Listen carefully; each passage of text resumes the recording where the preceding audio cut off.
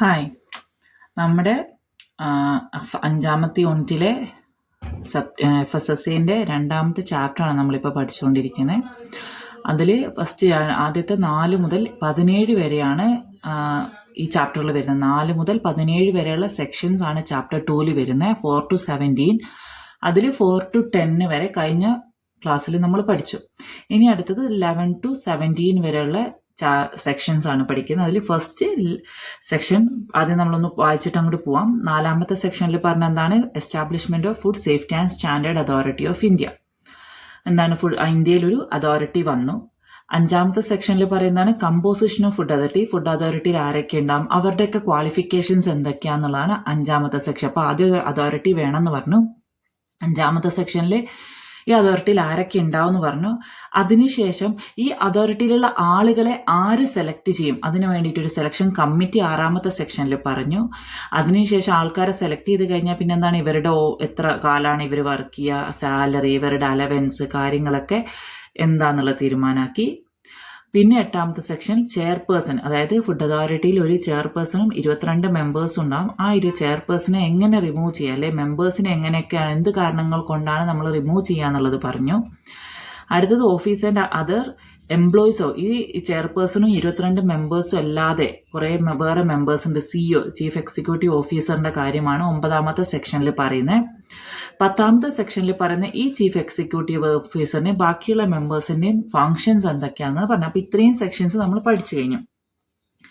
അടുത്തത് 11 മുതൽ 17 വരെയുള്ള സെക്ഷൻസ് ആണ്. ഈ സെക്ഷൻസിൽ എന്തൊക്കെയാ പറയുന്നത്? ഇതിൽ 11ാമത്തെ സെക്ഷനാണ് സെൻട്രൽ അഡ്വൈസറി കമ്മിറ്റി.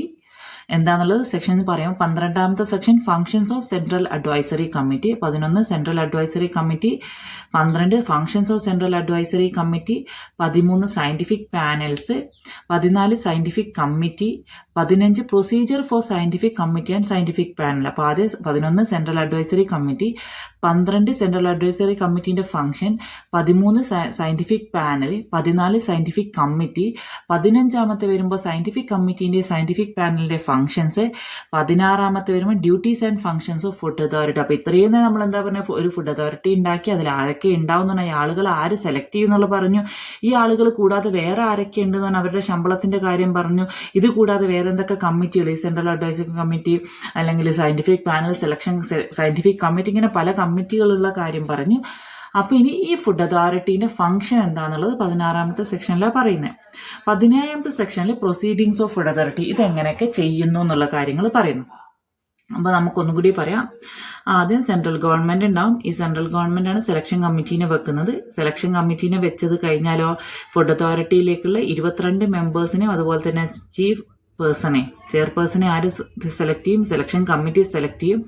ഇതിന്റെ കൂടെ വേറൊരാളും കൂടി CEO ഉണ്ട്. ഓക്കെ അല്ലേ? പിന്നെ ഉള്ളതാണ് ഈ ഫുഡ് അതോറിറ്റിന്റെ അണ്ടറിലാണ് സെൻട്രൽ അഡ്വൈസറി കമ്മിറ്റി വരുന്നത്, സയന്റിഫിക് കമ്മിറ്റി വരുന്നത് ആൻഡ് സയന്റിഫിക് പാനൽ വരുന്നത്. ഒന്നും കൂടി ഡിവൈഡ് ചെയ്താൽ ഫുഡ് അതോറിറ്റിന്റെ മെയിൻ ആയിട്ടുള്ളത് എന്താണ്? 2 ഫംഗ്ഷൻസ് ആണ് മെയിൻ ആയിട്ട് വരുന്നത്. ഒന്ന് ഫുഡ് സ്റ്റാൻഡേർഡ്സ് ഉണ്ടാക്കുക, രണ്ടാമത്തത് എന്താണ്? കംപ്ലൈൻറ്റ്സ് ആൻഡ് ഇൻസ്പെക്ഷൻസ് ആണ്. എന്താണ്? ഇൻസ്പെക്ഷൻ നടക്കുക, കംപ്ലൈന്റുകളും കാര്യങ്ങളൊക്കെ നോക്കുക, അങ്ങനത്തെ കാര്യങ്ങളൊക്കെയാണ് ഫംഗ്ഷൻസ് വരുന്നത്. അതിൽ ഫുഡ് സ്റ്റാൻഡേർഡ് ഉണ്ടാക്കാൻ ബാധ്യസ്ഥരായ ആൾക്കാരാണ് ആര്? സയന്റിഫിക് കമ്മിറ്റിയിൽ ഉണ്ടാവുക, പിന്നെ അതുപോലെ തന്നെ സയന്റിഫിക് പാനലിലും ഉണ്ടാവും. ഇനി ഇത് ഇൻസ്പെക്ഷനും കാര്യങ്ങളൊക്കെ നടത്തുന്ന ആരുടെ അണ്ടറില? സെൻട്രൽ അഡ്വൈസറി കമ്മിറ്റി, അതുപോലെ സ്റ്റേറ്റ് സ്റ്റിയറിംഗ് കമ്മിറ്റി, അതുപോലെ തന്നെ ഡിസ്ട്രിക്ട് ലെവൽ അഡ്വൈസറി കമ്മിറ്റി. ഇങ്ങനെ 3 ഓരോ ഡിസ്ട്രിക്ട്, സ്റ്റേറ്റ്, സെൻട്രൽ, ഇങ്ങനെ 3 തരങ്ങളായിട്ട് ഉണ്ടാവും ഇൻസ്പെക്ഷനും കംപ്ലൈൻസ് ഒക്കെ നോക്കുന്നത്. അപ്പോൾ 11ാമത്തെ സെക്ഷനാണ് സെൻട്രൽ അഡ്വൈസറി കമ്മിറ്റി എന്ന് പറയുന്നത്. സെൻട്രൽ അഡ്വൈസറി കമ്മിറ്റി എന്ന് പറയുന്നത് ഫുഡ് അതോറിറ്റി നിയമിക്കുന്ന ഒരു കമ്മിറ്റിയാണ്. എന്താണ്? ഫുഡ് അതോറിറ്റി നിയമിക്കുന്ന ഒരു കമ്മിറ്റിയാണ്. ഇതിൽ എത്ര പേരുണ്ടാവും? 2 മെമ്പേഴ്സ് ഉണ്ടാവും. ഈ 2 മെമ്പേഴ്സും റെപ്രസെന്റ് ചെയ്യുന്ന എന്താ? ഈ ഫുഡ് ഇൻഡസ്ട്രീനെ, അഗ്രികൾച്ചറിനെ, അല്ലെ കൺസ്യൂമേഴ്സ്, റിലവന്റ് റിസർച്ച് ബോഡീസ്, ഇങ്ങനത്തെ ഇതിനൊക്കെയാണ് ഇത് മെമ്പേഴ്സ് റെപ്രസെന്റ് ചെയ്യുക. ഇത് കൂടാതെ ഈ ഇതിലെ കമ്മീഷൻ ഓഫ് ഫുഡ് സേഫ്റ്റിയിൽ ഓരോ ഡിസ്ട്രിക്റ്റിനും ഓരോ കമ്മീഷണർ ഉണ്ടാവും. ആ കമ്മീഷൻ ഓഫ് ഫുഡ് സേഫ്റ്റി ഇതിലുള്ള മെമ്പേഴ്സ് ആയിരിക്കും. എന്നുവെച്ചാൽ എക്സ് ഒഫീഷ്യോ മെമ്പേഴ്സ് ആയിരിക്കും. എക്സ് ഒഫീഷ്യോ മെമ്പേഴ്സ് എന്ന് വെച്ചാൽ അവരുടെ മീറ്റിംഗിൽ പങ്കെടുക്കാൻ പറ്റും, പക്ഷെ വോട്ടവകാശം ഉണ്ടാവില്ല. അങ്ങനെ. ഓക്കെ. അപ്പോൾ ഫുഡ് അതോറിറ്റീന്റെ സെൻട്രൽ അഡ്വൈസറി കമ്മിറ്റീൻ്റെ മീറ്റിങ്ങിൽ ആർക്ക് പങ്കെടുക്കാൻ പറ്റും? ഈ സ്റ്റേറ്റ് ഓഫ് കമ്മീഷണേഴ്സിന് പങ്കെടുക്കാൻ പറ്റും. കൂടാതെ സയൻറ്റിഫിക് കമ്മിറ്റീൻ്റെ ചെയർപേഴ്സണും പങ്കെടുക്കാൻ പറ്റും. ഈ രണ്ട് കൂട്ടരും എന്താണ് സംഭവിച്ചത്? എക്സ് ഒഫിഷ്യോ മെമ്പേഴ്സാണ്. എന്ന് വെച്ചാൽ അവർക്ക് മീറ്റിങ്ങിന് പങ്കെടുക്കാൻ പറ്റും, പക്ഷേ വോട്ടവകാശം ഉണ്ടാവില്ല. ഇത് കൂടാതെ കുറേ ഇൻവൈറ്റീസ് ഉണ്ടെന്ന് വെച്ചാൽ ഇവർ മീറ്റിംഗ് നടത്തുമ്പോൾ ഇവരെയൊക്കെ ഇൻവൈറ്റ് ചെയ്യും. ആരൊക്കെയാണ്? ഒന്നാമത്തെ ഈ മിനിസ്ട്രി ആൻഡ് ഡിപ്പാർട്ട്മെന്റ്, ഈ സെൻട്രൽ ഗവൺമെന്റ് പല മിനിസ്ട്രികൾ ഉണ്ടാവില്ല, അതിലുള്ള ആൾക്കാർ റെപ്രസെൻറ്റേറ്റീവ്സിന് agriculture, animal husbandry, dairying, biotechnology, commerce and industry, consumer affairs, എൻവയോൺമെന്റൽ and forest, food processing industries, ഇങ്ങനെ പലതരം മിനിസ്ട്രി അല്ല ഡിപ്പാർട്ട്മെന്റിൽ നിന്നുള്ള റെപ്രസെൻറ്റേറ്റീവ്സിനെ ആര് ഇൻവൈറ്റ് ചെയ്യും? ഈ സെൻട്രൽ അഡ്വൈസറി കമ്മിറ്റീൻ്റെ മീറ്റിംഗിലേക്ക് ഇൻവൈറ്റ് ചെയ്യും. ഇതുകൂടാതെ ഫുഡ് അതോറിറ്റീൻ്റെ ചീഫ് എക്സിക്യൂട്ടീവ് ഓഫീസറിലെ CEO നമ്മൾ പറഞ്ഞില്ലേ, അവരെന്ത് ചെയ്യും? ഇതിലുള്ള എക്സ് ഒഫിഷ്യോ ചെയർപേഴ്സൺ ആയിരിക്കും. എന്തായിരുന്നു? Ex officio chairperson of the central advisory committee. Central advisory committee നമ്മൾ പറഞ്ഞു 2 മെമ്പേഴ്സേ ഉള്ളൂ എന്ന് പറഞ്ഞു അല്ലേ. അപ്പോൾ ആ 2 മെമ്പേഴ്സിന്റെ കൂടി ഇപ്പോൾ ആരൊക്കെയാണ് എക്സ് ഒഫിഷ്യോ ആയിട്ട് വന്നത്? ഒന്ന് ചെയർപേഴ്സൺ ആരാ? എക്സ് ഒഫിഷ്യോ ചെയർപേഴ്സൺ ആരാ? CEO ആണ്. ഇത് കൂടാതെ എക്സ് ഒഫിഷ്യോ മെമ്പേഴ്സായിട്ട് ആരൊക്കെ വന്നു? കമ്മീഷണർ ഓഫ് ഫുഡ് സേഫ്റ്റി വന്നു, എല്ലാ സ്റ്റേറ്റിൻ്റെതും. അതുകൂടാതെ ചെയർപേഴ്സൺ, സയൻറ്റിഫിക് കമ്മിറ്റീൻ്റെ ചെയർപേഴ്സൺ വന്നു. ഇതാണ് ഒരു സെൻട്രൽ അഡ്വൈസറി കമ്മിറ്റിയിലുള്ള ആളുകൾ. ഇത്ര പേരാണ്. ഇനി അടുത്തത് ഫങ്ഷൻസ്. എന്താണ് ഇവരുടെ ഫങ്ഷൻസ്? ഫങ്ഷൻസ് എന്താണെന്ന് വെച്ചാൽ ഒരു ഫുഡ് അതോറിറ്റിയും എൻഫോഴ്സ്മെന്റ് ഏജൻസീസും ഉണ്ടാകും. അതായത് ഒന്ന് ഫുഡ് അതോറിറ്റി, നമ്മുടെ മെയിൻ ആയിട്ടുള്ള ഫുഡ് അതോറിറ്റി, അത് അതിൻ്റെ കൂടെ തന്നെ ഈ ഫുഡ് അതോറിറ്റിൻ്റെതും ഇത് നടപ്പിലാക്കുന്ന ഏജൻസി അല്ലെങ്കിൽ ഓർഗനൈസേഷൻസ് ഉണ്ടല്ലോ ഫുഡിൻ്റെ ഫീൽഡിലുള്ള, അവർ തമ്മിലുള്ള ക്ലോസ് റിലേഷനാണ് ഇവരുണ്ടാക്കേണ്ടത്. ഒന്നും കൂടി പറയാം. ഒരു ഫുഡ് അതോറിറ്റി, നമ്മുടെ ഫുഡ് അതോറിറ്റി ഉണ്ട്, ഇന്ത്യൻ്റെ ഫുഡ് അതോറിറ്റിയും ഇത് കൂടാതെ ഇവർ തമ്മിലുള്ള ബന്ധം, ആര് തമ്മിലുള്ള ബന്ധം? ഫുഡ് അതോറിറ്റിയും ഏജൻസികളല്ലേ ഓർഗനൈസേഷൻ തമ്മിലുള്ള ബന്ധത്തെ ഊട്ടി ഉറപ്പിക്കുക എന്നുള്ളതാണ് ആരുടെ പണി? സെൻട്രൽ അഡ്വൈസർ കമ്മിറ്റീൻ്റെ മെയിൻ ആയിട്ടുള്ള പരിപാടി. അതായത് ക്ലോസ് റിലേഷൻ, എപ്പോഴും ക്ലോസ് കോപ്പറേഷൻ ഉണ്ടാക്കുക എന്നുള്ളതാണ്. സെൻട്രൽ അഡ്വൈസറി കമ്മിറ്റി ഇത് അപ്പോൾ ക്ലോസ് കോപ്പറേഷൻ ഉണ്ടാക്കണം. അതുപോലെ തന്നെ അഡ്വൈസ് ചെയ്യും ഫുഡ് അതോറിറ്റീന്. എന്തൊക്കെ അഡ്വൈസാണ് കൊടുക്കുക? ഈ സെക്ഷൻ അനുസരിച്ച് എന്തൊക്കെ ഡ്യൂട്ടീസ് ഉണ്ട്? ഒരു ഫുഡ് അതോറിറ്റീൻ്റെ വർക്കും പ്രോഗ്രാംസിലേക്ക് അഡ്വൈസ് കൊടുക്കാം. അതുപോലെ ഏത് വർക്കാണെന്ന് നമ്മളിപ്പോൾ നോക്കണം. ഇപ്പോൾ നമ്മൾ സാധാരണഗതിയിൽ ഫുഡ് അതോറിറ്റീൻ്റെ വർക്കുകൾ ഇങ്ങനെ നോക്കുകയാണ്. എല്ലാ ഹോട്ടലുകളും നോക്കുന്നു, ഫുഡിൻ്റെ ഇൻഡസ്ട്രികൾ നോക്കുന്നു, ഇതൊക്കെ നോക്കുന്നു, എല്ലാ കാര്യങ്ങളും ചെയ്യുന്നു. പക്ഷേ പെട്ടെന്ന് ഒരു സ്ഥലത്ത് അല്ലെങ്കിൽ കേരളത്തിലായിട്ട് മൊത്തമായിട്ട് ഫുഡ് റിലേറ്റഡ് ആയ എന്തെങ്കിലും ഡിസീസസോ കാര്യങ്ങളോ വന്നു. അപ്പോൾ ഇവർ ആദ്യം പ്രയോറിറ്റൈസ് കൊടുക്കേണ്ടത് എവിടെയാണ്? ഈ ഡിസീസ് ഉണ്ടാകുന്ന കാര്യത്തിനാണ് അല്ലേ. അങ്ങനെ ഏത് എവിടെയാണ് നമ്മൾ വർക്കിന് പ്രയോറിറ്റൈസേഷൻ കൊടുക്കേണ്ടത്? എന്താണ് ഇപ്പോഴത്തെ പൊട്ടൻഷ്യൽ റിസ്കുകൾ വല്ല കാര്യങ്ങളുണ്ട്, അത് ഐഡന്റിഫൈ ചെയ്യുന്ന കാര്യത്തിൽ അഡ്വൈസ് കൊടുക്കണം. അതുപോലെ തന്നെ നോളജ്, ഈ ഫുഡുമായിട്ടുള്ള റിലേറ്റഡ് കാര്യങ്ങളും എല്ലാ കാര്യങ്ങളും എങ്ങനെയൊക്കെ ചെയ്യണം എന്നുള്ള കാര്യങ്ങൾ അഡ്വൈസ് കൊടുക്കണം. അതുപോലെ തന്നെ റെഗുലേഷനെ സ്പെസിഫൈ, അതിൻ്റെ ഫങ്ഷൻസും കാര്യങ്ങളൊക്കെ എങ്ങനെയൊക്കെ ചെയ്യണം എന്നുള്ള കാര്യങ്ങളും ആരാണ് അഡ്വൈസ് കൊടുക്കുക? ഈ സെൻട്രൽ അഡ്വൈസർ. അപ്പം സെൻട്രൽ അഡ്വൈസറി കണ്ടോ, അഡ്വൈസറി, ഇയാളെ പണി എന്താണ്? അഡ്വൈസ് കൊടുക്കുക, ഉപദേശിക്കുക. സെൻട്രൽ അഡ്വൈസറി കമ്മിറ്റിയാണ് അല്ലേ. അപ്പോൾ എന്തായിരിക്കും പരിപാടി? അഡ്വൈസ് കൊടുക്കൽ, ആ പരിപാടി എന്ന് ആലോചിക്കുക. ഇത് കൂടാതെ വേറൊരു ഫംഗ്ഷൻ എന്താണ്? ക്രോസ് റിലേഷൻ, കോപ്പറേഷൻ ഉണ്ടാക്കുക. ഫുഡ് അതോറിറ്റിയും ബാക്കിയുള്ള ഓർഗനൈസേഷനും തമ്മിൽ ഒരു ക്ലോസ് കോപ്പറേഷൻ ഉണ്ടാക്കുക. ഇത് കൂടാതെ ഈ സെൻട്രൽ അഡ്വൈസറി കമ്മിറ്റി എപ്പോഴൊക്കെയാണ് ഇത് ചെയ്യേണ്ടത്? ഈ സെൻട്രൽ മീറ്റ് ചെയ്യണം. എപ്പോൾ? 1/3 ഓഫ് മെമ്പേഴ്സ്, അതായത് ഒരു വർഷത്തിൽ 3 തവണ മീറ്റ് ചെയ്യണം. ഒരു വർഷത്തിൽ 3 തവണ മീറ്റ് ചെയ്യണം. ഇത് കൂടാതെ ഇതിൻ്റെ മെമ്പേഴ്സിൽ 1/3 ഭാഗം മീറ്റിങ്ങിൽ പങ്കെടുക്കുകയും വേണം. മെയിനായിട്ടുള്ള 2 മെമ്പേഴ്സേ ഉള്ളൂ എന്ന് പറഞ്ഞു. ഇത് കൂടാതെ ആരൊക്കെ വരുന്നുണ്ട്? നമ്മൾ നേരത്തെ പറഞ്ഞതാ. ആരൊക്കെ വരുന്നുണ്ട്? കമ്മീഷണേഴ്സ്, ഫുഡ് സേഫ്റ്റീൻ്റെ കമ്മീഷണേഴ്സ് വരുന്നുണ്ട്. ചീഫ് എക്സിക്യൂട്ടീവ് ഓഫീസർ ഇതിൻ്റെ എക്സ് ഒഫിഷ്യോ ചെയർപേഴ്സൺ ആണെന്ന് പറഞ്ഞു. ഇതുകൂടാതെ ആരായിരുന്നു? സയൻറ്റിഫിക് കമ്മിറ്റീൻ്റെ ചെയർപേഴ്സൺ എന്താണ്? Ex officio member. അപ്പോൾ എല്ലാവരും ഇപ്പോൾ ചിലപ്പോൾ സമയം കിട്ടും. അപ്പോൾ ഇതിൽ 1/3 ഭാഗം എന്ത് ചെയ്യണം? മീറ്റിങ്ങിന് കൂടണം. വർഷത്തിൽ 3 വർഷം മീറ്റിംഗ് കൂടുകയും വേണം. ഓക്കെ അല്ലേ. ഇപ്പോൾ functions of central advisory committee ഇത്രയേ ഉള്ളൂ. ഇനി അടുത്തത് സയന്റിഫിക് പാനൽ. നമ്മൾ പറഞ്ഞു ഫുഡ് അതോറിറ്റീൻ്റെ അണ്ടറിൽ സെൻട്രൽ അഡ്വൈസറി കമ്മിറ്റിയുണ്ട്, സയന്റിഫിക് കമ്മിറ്റിയുണ്ട്, സയന്റിഫിക് പാനൽ ഉണ്ടെന്ന് പറഞ്ഞു അല്ലേ. സയന്റിഫിക് പാനൽ എന്ന് പറയുന്നത് ഇതൊരു എന്താ പറയുക, ഇൻഡിപെൻഡൻ്റ് ആയ സയന്റിഫിക് എക്സ്പേർട്സ് ആണ്. ഇപ്പോൾ ഓരോ ഫീൽഡ്, ഇപ്പോൾ മെയിനായിട്ട് 17 സയന്റിഫിക് പാനലാണ് നമ്മൾക്കുള്ളത്. ഈ 17 സയന്റിഫിക് പാനലും ഓരോന്നും ഇൻഡിവിജ്വലി ഏതെങ്കിലും ഒരു ഫീൽഡിൽ എക്സ്പേർട്ട് ചെയ്തിട്ടുള്ള പാനൽസ് ആയിരിക്കും. അതായത് ഇപ്പം നമുക്കിപ്പം ഓരോ അതായത് ഫുഡ് അഡിറ്റീവ്സിന്റെ ഒരു സയന്റിഫിക് പാനൽ, ഫുഡ് അഡിറ്റീവ്സിന്റെ കാര്യങ്ങളും ഫുഡിൽ അത് ചേർത്താൽ എന്തൊക്കെ പ്രശ്നങ്ങളാണ്, ഇനി ഫുഡ് അത് കഴിച്ചാൽ നമുക്ക് എന്തൊക്കെ ഗുണങ്ങളുണ്ട്, ഇങ്ങനത്തെ കാര്യങ്ങളൊക്കെ സ്റ്റഡീസ് ചെയ്യാനുള്ള ഒരു സയന്റിഫിക്. ഇതുപോലെ flavourings, processing aids, materials, pesticides, antibiotic residues, genetically modified organisms, functional food, ഇങ്ങനത്തെ എല്ലാ ഫുഡുമായിട്ട് ബന്ധപ്പെട്ട എല്ലാ ഫീൽഡിലും ഓരോ സയന്റിഫിക് പാനലിനെ വെക്കാനുള്ള അവകാശം ആർക്കുണ്ട്, അല്ലെങ്കിൽ അധികാരം ആർക്കുണ്ട്? ഫുഡ് അതോറിറ്റിക്ക് ഉണ്ട്. ഓക്കെ അല്ലേ? അപ്പോൾ ഇപ്പോൾ നിലവിൽ നമുക്ക് 17 സയന്റിഫിക് പാനലാണ് ഉള്ളത്. ഓക്കെ അല്ലേ? ഇതുപോലെ biological hazards, contaminants, labelling, methods of sampling and ഇങ്ങനെ പലതരം ഡിപ്പാർട്ട്മെന്റ് വരുന്നുണ്ട്. ഇതിൽ ഓരോ എന്തിലും സയന്റിഫിക് പാനലിൽ നമ്മൾ വെക്കും. ഓക്കെ അല്ലേ? ഇത് സയന്റിഫിക് പാനലിനെ എന്ത് ചെയ്യുന്ന വെച്ചാൽ ഈ ഫുഡ് അതോറിറ്റിക്ക് എന്ത് കഴിവുണ്ട്? ഈ സയന്റിഫിക് പാനലിലെ മെമ്പേഴ്സിനെ അപ്പോയിന്റ് ചെയ്യാനും റിമൂവ് ചെയ്യാനുള്ള കഴിവുണ്ട്, അല്ലെങ്കിൽ സബ്സ്റ്റിറ്റ്യൂട്ട് ചെയ്യാനുള്ള കഴിവുണ്ട്. അതായത് ഒരു പേഴ്സൺ വർക്ക് ചെയ്തുകൊണ്ടിരിക്കുമ്പോൾ അയാളെ മാറ്റി വേറൊരാളെ വെക്കാൻ ഉള്ള അധികാരം ആർക്കുണ്ട്? ഫുഡ് അതോറിറ്റിക്ക് ഉണ്ട്. ഓക്കെ, അപ്പോൾ സയന്റിഫിക് പാനൽ എന്താണ്? ഈ ഓരോ ഡിപ്പാർട്ട്മെന്റിനായിട്ടുള്ള ഓരോ സയന്റിഫിക് 17 ഉണ്ടെന്ന് പഠിച്ചില്ലേ? ഇനി അടുത്ത സയന്റിഫിക് കമ്മിറ്റി എന്താണ്? ഈ സയന്റിഫിക് പാനൽ പറഞ്ഞില്ല, നമ്മൾ 17 സയന്റിഫിക് പാനൽ ഉണ്ടാവില്ല, കുറേ സയന്റിസ്റ്റുകൾ ഉണ്ടാവില്ല. ഒരു പാനൽ തന്നെ കുറേ സയന്റിസ്റ്റുകൾ, മറ്റൊരു പാനൽ, രണ്ടാമത്തെ പാനലും, അങ്ങനെ 17 പാനലും കുറേ സയന്റിസ്റ്റുകൾ ഉണ്ടാവും. ഈ സയന്റിസ്റ്റുകളിൽ നിന്ന് ഓരോ പാനലുകാരും ഒരു ചെയർപേഴ്സണെ സെലക്ട് ചെയ്യണം. അപ്പോൾ സയന്റിഫിക് 17 പാനൽസ് ഉണ്ട്, 17 ചെയർപേഴ്സൺ ആയി അല്ലേ? ഈ 17 ചെയർപേഴ്സൺ ആണ് എന്തിലുള്ള മെമ്പേഴ്സ്? സയന്റിഫിക് കമ്മിറ്റിയിലുള്ള മെമ്പേഴ്സ്. ഓക്കെ, അപ്പോൾ സയന്റിഫിക് പാനലിന്റെ ചെയർപേഴ്സൺസ് ആണ് എന്ത്? സയന്റിഫിക് കമ്മിറ്റിയിലെ മെമ്പേഴ്സ്. ഇവർ കൂടാതെ 6 ഇൻഡിപെൻഡന്റ് സയന്റിഫിക് എക്സ്പേർട്സും ഉണ്ടാവും. ഓക്കെ അല്ലേ? സയന്റിഫിക് പാനലിൽ ഇൻക്ലൂഡ് ആവാത്ത 6 അപ്പൊ ഇപ്പോഴത്തെ 17 സയന്റിഫിക് പാനലിൽ 17ഉം 6ഉമാണ് എന്ത്? ഇത് 17 ചിലപ്പോൾ മാറും കേട്ടോ. പിന്നെ ഫുഡ് അതോറിറ്റിക്ക് തോന്നാണ് വേറൊരു പാനൽ ചിലപ്പോൾ 18, 19, 20 ഒക്കെ ആവാം. അപ്പൊ നമുക്ക് ഒരു എക്സാക്ട് നമ്പർ പറയാൻ പറ്റില്ല. അപ്പൊ ഇതിൽ നമ്മൾ എന്താ പറയുക? Chairpersons of scientific panels plus 6 independent scientist. ഇങ്ങനെയാണ് ഇത്രയും മെമ്പേഴ്സാണ് എന്തിലുണ്ടാവുക? സയന്റിഫിക് കമ്മിറ്റിയിൽ ഉണ്ടാവുക. ഈ സയന്റിഫിക് കമ്മിറ്റി എന്തിന് റെസ്പോൺസിബിൾ ആണ്? സയന്റിഫിക് ഒപ്പീനിയൻസ് കൊടുക്കാനാണ്. ആർക്ക്? ഫുഡ് അതോറിറ്റിക്ക് കൊടുക്കാൻ വേണ്ടിയിട്ടുള്ളത് അല്ലേ? അപ്പൊ സയന്റിഫിക് പാനലിന്റെ പണി എന്താ? ഓരോ പാനലും അവരുടെ ഏരിയ ഏതാണോ അതിനുള്ള സ്റ്റഡീസ് നടത്തുന്നു, കാര്യങ്ങൾ തീരുമാനിക്കുന്നു. ചെയർപേഴ്സൺ എന്ത് ചെയ്യുന്നു? സയന്റിഫിക് കമ്മിറ്റി അറിയിക്കുന്നു. സയന്റിഫിക് കമ്മിറ്റി ആരാ? ഈ ചെയർപേഴ്സണും കൂടി അംഗമായ ഒരു കമ്മിറ്റി ആണല്ലോ. അങ്ങനെ സയന്റിഫിക് കമ്മിറ്റി ഇതെന്ത് ചെയ്യുന്നു? ഫുഡ് അതോറിറ്റീനെ അറിയിക്കുന്നു. ഓക്കെ, അതുപോലെ തന്നെ സയന്റിഫിക് കമ്മിറ്റി എന്തിന് റെസ്പോൺസിബിൾ? General coordination.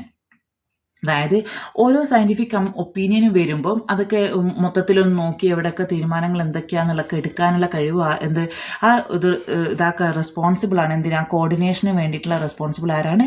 സയന്റിഫിക് കമ്മിറ്റിയാണ്. ഓക്കെ, ഇത് കൂടാതെ മൾട്ടി സെക്ടറൽ ഇഷ്യൂസ്, അതായത് നമ്മൾ ഇപ്പോൾ സയന്റിഫിക് പാനൽ ഇപ്പോൾ 17 ഉണ്ട് എന്നാണ്. അപ്പോൾ ഇതുവരെ ഇല്ലാത്തൊരു സയന്റിഫിക് പാനലിന്റെ അണ്ടറിലൊരു ക്വസ്റ്റ്യൻ വന്നോന്നിരിക്കുക. അതായത് ഫുഡ് അതോറിറ്റീന്റെ ഫുഡ് അഡിറ്റീവിന്റെ കേസിൽ ഒരു സയന്റിഫിക് പാനൽ ഉണ്ട് അല്ലേ? ഇപ്പോൾ ഫോർ എക്സാമ്പിൾ ഫുഡ് കണ്ടാമിനേഷന്റെ കേസിൽ ഒരു സയന്റിഫിക് പാനൽ ഇല്ല എന്ന് കരുതുക. ഉണ്ടാവും കേട്ടോ, ഇല്ല എന്ന് കരുതുക. അപ്പൊ അതിലെന്തെങ്കിലും ഒരു പ്രശ്നം വന്നു.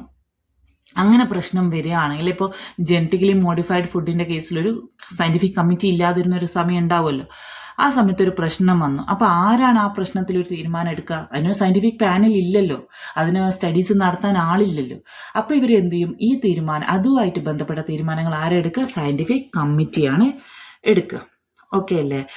മൾട്ടി സെക്ടറൽ ഇഷ്യൂസ് എന്ന് വെച്ചാൽ മറ്റൊരു സെക്ടറിൽ ഏതെങ്കിലും ഇഷ്യൂസ് ഉണ്ടെങ്കിൽ അത് ആരെടുക്കുക? സയന്റിഫിക് കമ്മിറ്റിയാണ് എടുക്കുക.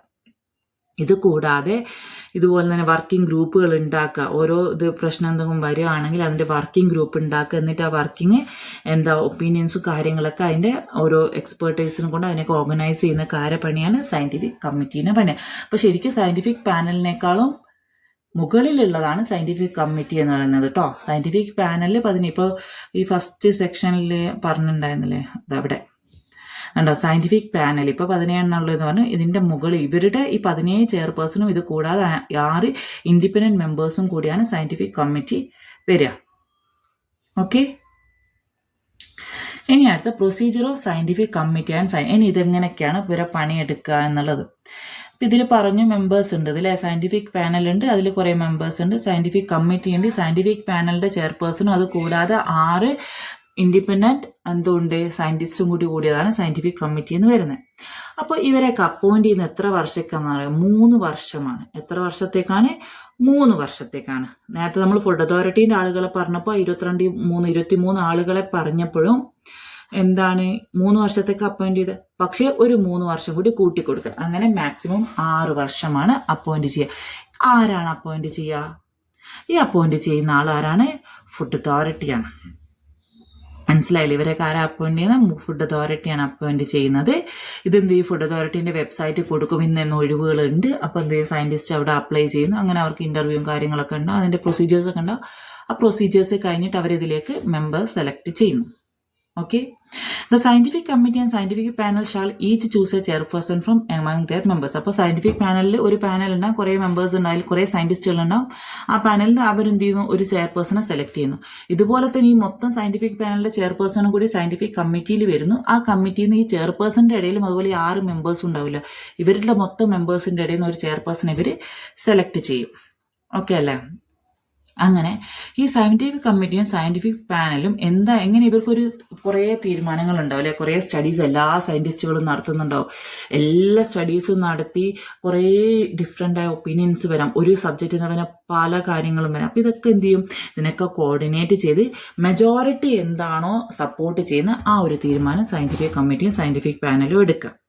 ഇത് കൂടാതെ ഓരോ ഓപ്പറേഷനിലെ കോഓപ്പറേഷൻ സയന്റിഫിക് കമ്മിറ്റിന്റെ സയന്റിഫിക് പാനലിന്റെ കോഓപ്പറേഷൻസ് ഒക്കെ എന്ത് ചെയ്യുന്നതിന്റെ പ്രൊസീജിയറും കാര്യങ്ങളൊക്കെ പറഞ്ഞിട്ടുണ്ട്. ഇത്രയുള്ളൂ സയന്റിഫിക് കമ്മിറ്റി സയന്റിഫിക് പാനൽ എന്ന് പറയുന്നതും. സയന്റിഫിക് കമ്മിറ്റി പാനൽ പറഞ്ഞു, കമ്മിറ്റി പറഞ്ഞു, അതിന്റെ പ്രൊസീജിയർ പറഞ്ഞു. ഇനി അടുത്ത ഫങ്ഷൻസ് ഓഫ് ഫുഡ് അതോറിറ്റിയാണ്. ഫങ്ഷൻസ് ഓഫ് ഫുഡ് അതോറിറ്റി പറയുകയാണെങ്കിൽ കുറേ ഫങ്ഷൻസ് ഉണ്ട്. ഇപ്പോൾ ഞാൻ പറഞ്ഞത് ഇപ്പോൾ ഇവിടുന്ന് തുടങ്ങി ഇതൊക്കെ ഫങ്ഷൻസ് ഓഫ് ഫുഡ് അതോറിറ്റിയിൽ വരുന്നതാണ്. ഇത്രയും വരുന്നുണ്ട്. ഇത്രയും നമ്മുടെ ലോയിൽ ഫങ്ഷൻസ് ഓഫ് ഫുഡ് അതോറിറ്റി പറയുന്നുണ്ട്. ഇത് നിങ്ങൾ വായിച്ചു നോക്കുക.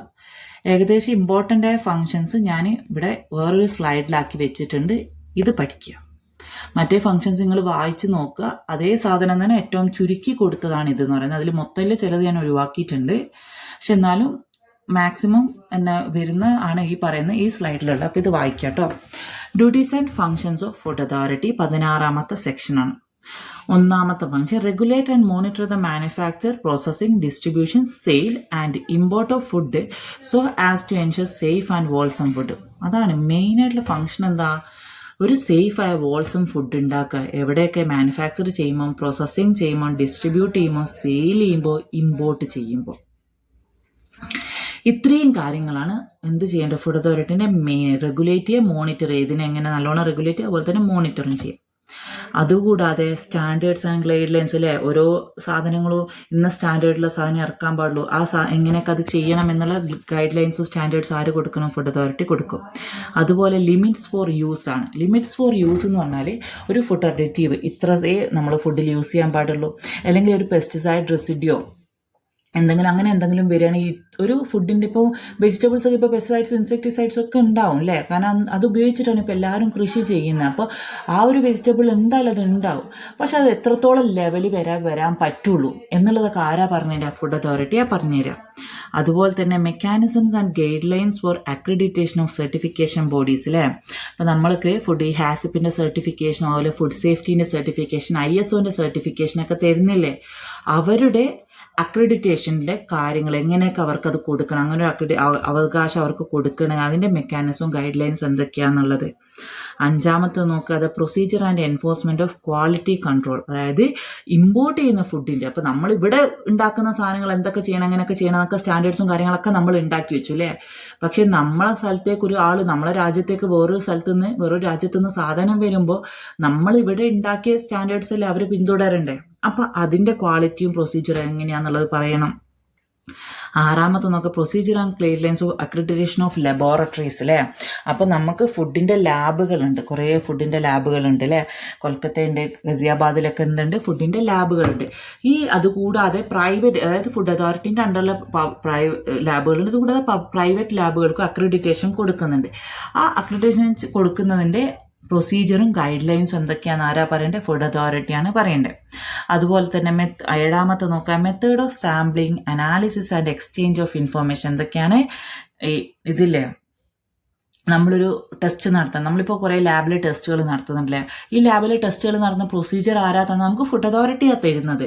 ഇങ്ങനെയൊക്കെയാണ് ഒരു സാമ്പിൾ വരുമ്പോൾ ആ സാമ്പിൾ എങ്ങനെയൊക്കെ സാമ്പിൾ ചെയ്യണം, അല്ലെങ്കിൽ അതെങ്ങനെ അനലൈസ് ചെയ്യണം, ഇത് കാര്യങ്ങൾ, ഈ ഇൻഫോർമേഷൻ എക്സ്ചേഞ്ച് എല്ലാവരുടെയും എത്തിക്കുന്ന ഫംഗ്ഷൻ ആയതാണ് ഫുഡ് അതോറിറ്റീൻ്റെ പരിപാടിയാണ്.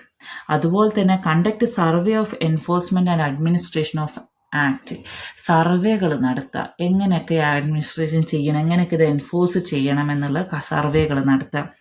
അതുപോലെ 9ാമത്തെ നോക്കാം, ഫുഡ് ലേബലിംഗ് സ്റ്റാൻഡേർഡ്സ് ആണ്, ഫുഡ് എങ്ങനെയൊക്കെ ലേബൽ ചെയ്യുക എന്നുള്ളത്. 10ാമത്തെ നോക്കുക, provide scientific advice and technical supports to the central government and state government അല്ലേ. അപ്പോൾ എന്താണ് സയൻറ്റിഫിക് സപ്പോർട്ടും ടെക്നിക്കൽ സപ്പോർട്ടും കൊടുക്കുക, സയൻറ്റിഫിക് അഡ്വൈസും ടെക്നിക്കൽ സപ്പോർട്ടും കൊടുക്കുക. ആർക്ക്? സെൻട്രൽ ഗവൺമെൻറ്റിനും സ്റ്റേറ്റ് ഗവൺമെൻറ്റും. ഇത് കൂടാതെ search, collect, collate, analyse and summarise relevant scientific and technical data. 11ാമത്തത് അല്ലേ, ഈ സയൻറ്റിഫിക് ആൻഡ് ടെക്നിക്കൽ ഡേറ്റേനെ സെർച്ച് ചെയ്യുക, അനലൈസ് ചെയ്യുക, അതിനെ കളക്ട് ചെയ്യുക, അങ്ങനത്തെ കാര്യങ്ങളൊക്കെ ചെയ്യുന്നത് ആരാണ്? ഫുഡ് അതോറിറ്റിയാണ്. കാരണം ഫുഡ് അതോറിറ്റി സയൻറ്റിഫിക് പാനൽ ഉണ്ട് അല്ലേ, അതുപോലെ സയൻറ്റിഫിക് കമ്മിറ്റി ഉണ്ട് അല്ലേ. അപ്പോൾ ഇവർക്കൊക്കെ എന്താ പരിപാടി?